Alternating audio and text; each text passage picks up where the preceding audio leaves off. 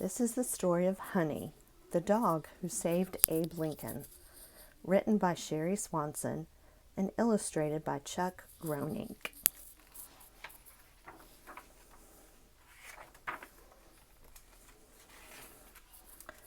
Young Abraham Lincoln was kneeling deep in the woods when 3 shrill blasts of a whistle cut through the quiet.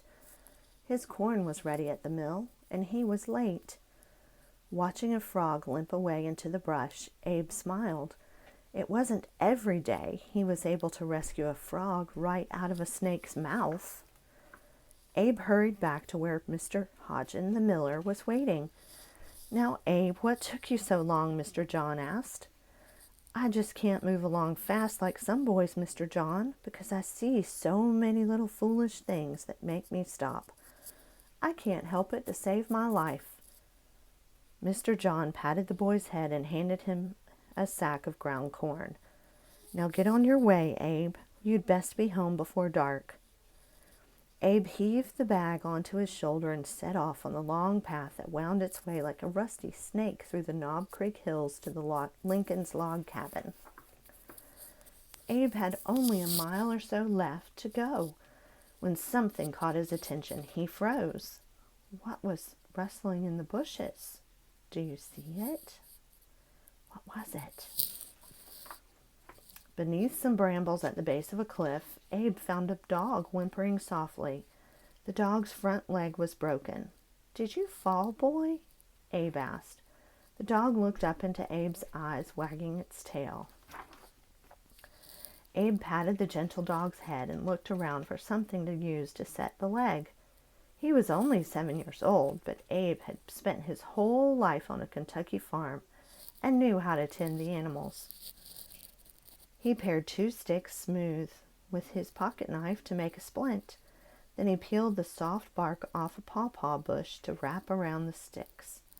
Finally, he tied it all around the dog's legs with some rawhide from his belt. By the time Abe was through, the sun was slanting low through the trees.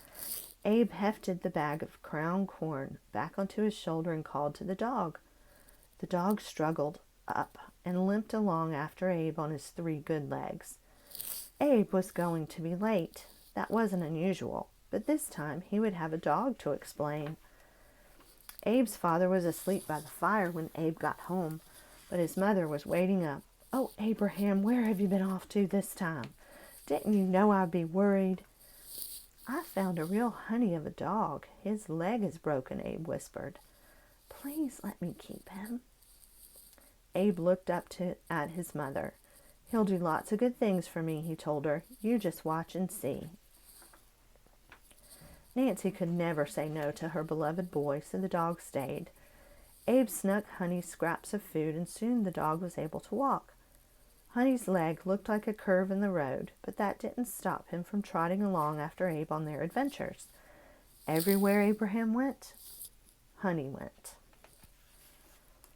One day, Abe showed up late to drop off his grain at the mill. Mr. John shook his head. "Why do you fool your time away?" he asked Abe. "You've seen these hills and hollows hundreds of times. I can't understand what you find to keep you so long on the road." "Well, Mr. John," Abe answered, "Honey got a possum in a hollow stump, and I couldn't get him to leave it, and I couldn't leave Honey." Abe wandered off a bit to wait his turn. He took out a soapstone pencil to practice writing his letters on a bit of bark. But soon the woods were calling, and Abe got the itch to answer. Before long, he and Honey found themselves at the mouth of a cave. Deep, twisting caverns traveled for hundreds of miles under Kentucky. A boy and his dog could get lost in caverns like these, and sure enough, disaster struck. Abe got jammed between 2 boulders and couldn't move. Try as he might, pulling himself this way, that way, and back again, he was hopelessly stuck, and night was beginning to fall. Honey whimpered and pawed at the ground. Abe could not move. Honey normally never left Abe, but this time he headed alone back into the darkening woods. Honey would need to get help. Back at the mill, the entire town had gathered in the night to search for Abe. Mr. John had been blowing and blowing on his whistle, but Abe hadn't come. Nancy Lincoln asked Mr. John, "Have you seen the dog, Mr. Hodgin? Was Honey with Abraham when he came to the mill?" "Yes, the dog was with him," answered Mr. John.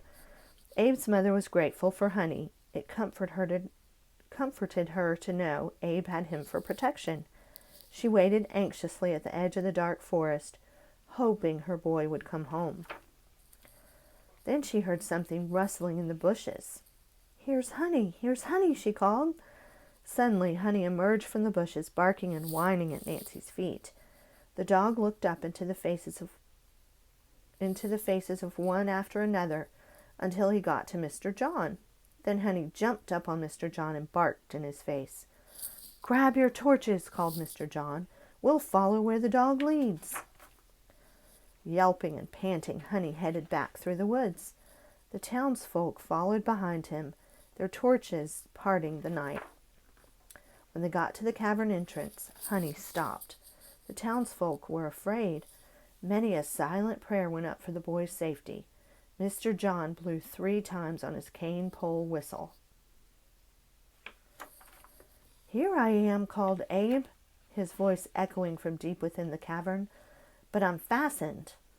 Mr. John carefully made his way into the damp, narrow tunnel. He found Abraham tightly wedged, but no room to swing a sledge to break the rocks. Mr. Abe could only tug Abe out, even though it meant leaving some of the boy's hide behind.